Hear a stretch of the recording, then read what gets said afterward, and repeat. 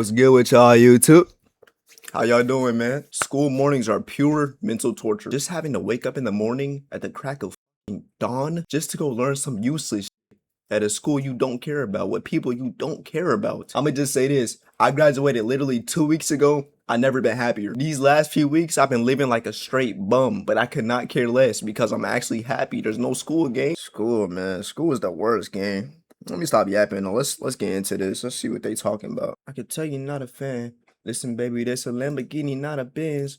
Is by far one of the worst possible. Waking up for school in the morning is by far one of the worst possible experiences to ever happen to the average humanoid. Nothing is worse than getting out of your bed during ungodly hours with Kevin Durant levels of crusty eyes, a numb hand, and a pulsing migraine from the thought of having to get ready to head to Algebra 2 with Mr. Garrison. Yo, no bap! Oh my god! I remember freshman year, I had algebra first period. Y'all know if y'all got math first period, it's the worst. Math and PE first period, those gotta be like the bottom two periods you can have in the first thing in the morning. Like that's terrible. Phone alarms send pulsating sound waves down my entire body, gives me more PTSD than the Avengers witnessing Thanos pull up to Wakanda for the first time. But to really get an idea on just how terrible waking up for school mornings are, we first need to go through the multiple different stages of challenges you'll be facing from the moment you get out of bed all the way till the time your first class starts. Now, in my non-humble opinion, while waking up and getting out of bed is hard enough by itself, the actual gauntlet of suffering that comes as soon as you get out of your bed to start the day is so much worse. Waking up a couple minutes before your alarm is one of the worst in this entire experience. Because for one, before your alarm, gang, that used to happen to me so often. I used to get so mad. You wake up just a few minutes before the alarm goes off. Y'all might be thinking it's not a big deal. It's a few minutes.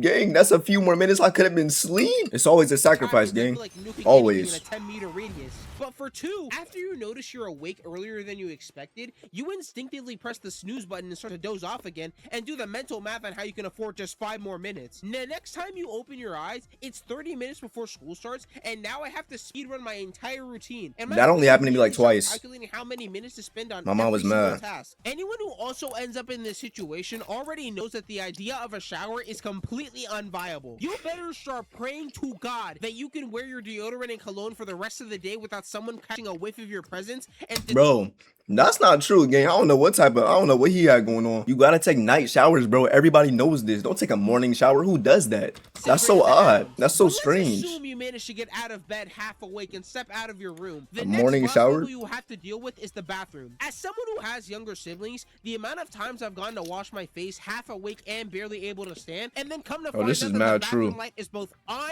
and the door because I got sisters, gang. Criminal. After a certain point, I train my body to instinctively head to the downstairs bathroom and even move my toothbrush, because there is absolutely no way that I was waiting 30 minutes to use the sink because someone decided to play with bath bubbles for too long. Even if I managed to get lucky and whoever was in there left early, as soon as I stepped inside, I'd find all the hot water gone, a lake on the ground, and the most insane combination of a post-toilet stench that I'd ever smelled. Once you're able to get into the rhythm of things and get your fit on, it was then time to actually head to prison. I mean school. Most people, including myself, usually went by bus or car, and then you had the minority that either walked or biked there instead. Something I want to briefly mention. Oh my gosh, gang. I used to be driving to school, bro.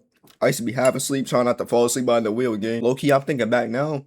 I don't know how half the time I even stayed awake, bro. I was mad tired. Niggas was pulling all-nighters the previous night trying to turn in 50 different assignments because I'm a heavy procrastinator. Oh, bro, I don't miss school. Yo, these noodles kind of spicy, bro. This just got a little kick to it. I think I put too much hot sauce. The fact that once you're able to get your license / car at some point during your high school tenure, the amount of stress that you're able to put off of yourself is actually like life-saving. Not depending on anyone else to take you anywhere, especially school, is such a lifesaver, especially in these kinds of situations. It's a peak feeling. I really want to put a major focus on the school bus, because while I personally stopped going on it after middle school, I never rode the bus. Forget the absolute misery that I endured on that vehicle of chaos and destruction. Whenever the bus came to my neighborhood to pick me up, as soon as I got on it, my #1 objective would always be to find an empty seat and start catching up on all the sleep I missed. Unfortunately, I couldn't get any more sleep because anytime I laid my head anywhere, I started taking tick damage and was just in pain until I got to school. Another reason sleep I cannot relate to that. Was the bus really like that? The bus kept screaming at the top of their lungs at the worst jokes ever conceived. Oh, no, bro. What? Chicken dookie butt.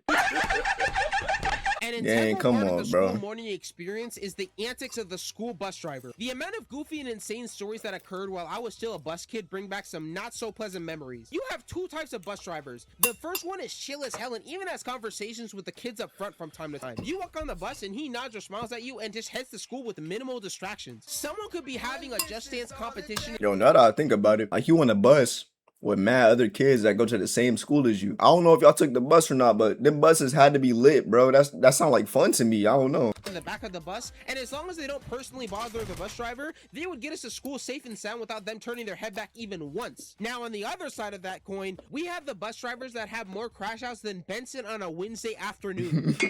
What the heck, Rigby? What's the matter with you? Ah, Rigby! Go to the show. Is this considered ball knowledge? Now, I get that some people can get very tired and fed up with being at work, especially when you have to deal with kids on a daily basis, but these bus drivers would always be doing the most, especially during morning.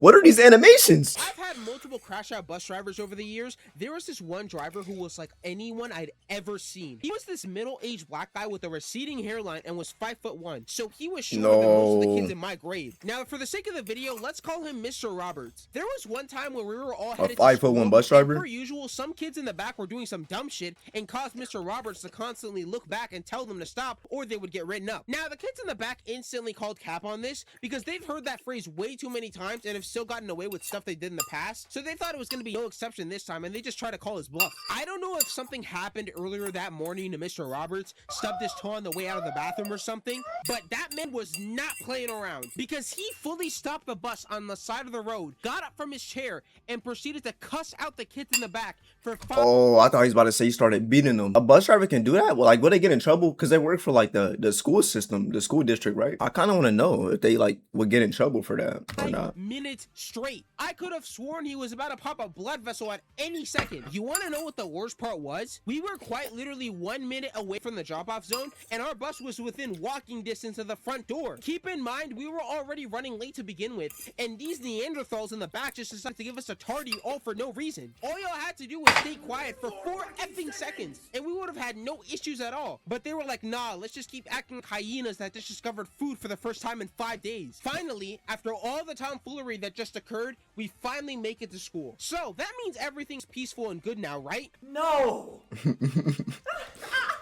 What happened?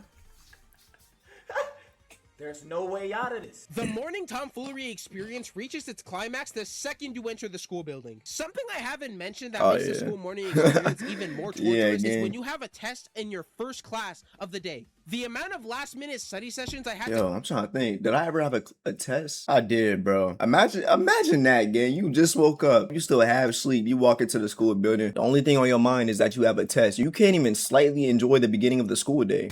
School's so trash, bro. Are incalculable. A fear I will never forget is when I was studying to take a test the next morning and accidentally overslept before my alarm could wake me up. I swear, I thought my life was over and I was about to get crucified by my parents the next day once they found out what my score was. Going back to the moment I pulled up to school, you would presume that walking directly to class would be super easy and nothing crazy or strange would happen on the way. But the school hallway has its own set of problems compared to everything else I've talked about so far. No cap, We bro. are all aware of the people who make it their mission to make walking to class impossible by moving at point Them 1 joints would be speed. It's clogged to even the worse when max. it's multiple people doing this because there's literally a I like to call them hallway campers. We got the YNs, we got the ghetto kids, and you got the TikTokers that's taking up half the hallway for no reason. Oh my god, I would get so mad. My nigga, all I'm trying to do is get to class, move out the way. There's literally a wall of niggas that you have to try to dodge through just to get to your next class on time. Once I was able to get to class and actually sit down and breathe for the first time in 2 hours, I'd just sit around waiting for us to start or talk to my friends to pass the time. Now, a majority of the time, like I said, I was just waiting at my desk because I had no energy to do anything else. And when that happened, there would always be a loud-ass group of girls in the back of the class just talking about God knows It's what inevitable. at 7:30 in the morning. I had this Everyone happen around like me is every year, either every hungry grade. or sleep deprived, and these people are over here trying their hardest to one-up each other in a yelling competition. Finally, after all the BS is over, the teacher is finally ready to start actually doing something, and the school day finally starts. Overall, school mornings are just a Hunger Games brawl of brutal challenges and obstacles you have to endure on a daily basis that never actually seem to get better. And while you can do things to improve this experience like sleeping earlier and having things ready the night before, that still never directly leads to a perfect or even smooth experience either. You just have to train yourself to push through all the pain and anguish and make sure you actually survive to tell the tale. Oh, it's my GOAT, Jason Tatum. But he's not lying, bro. School mornings, that gotta be like bottom 5 experiences.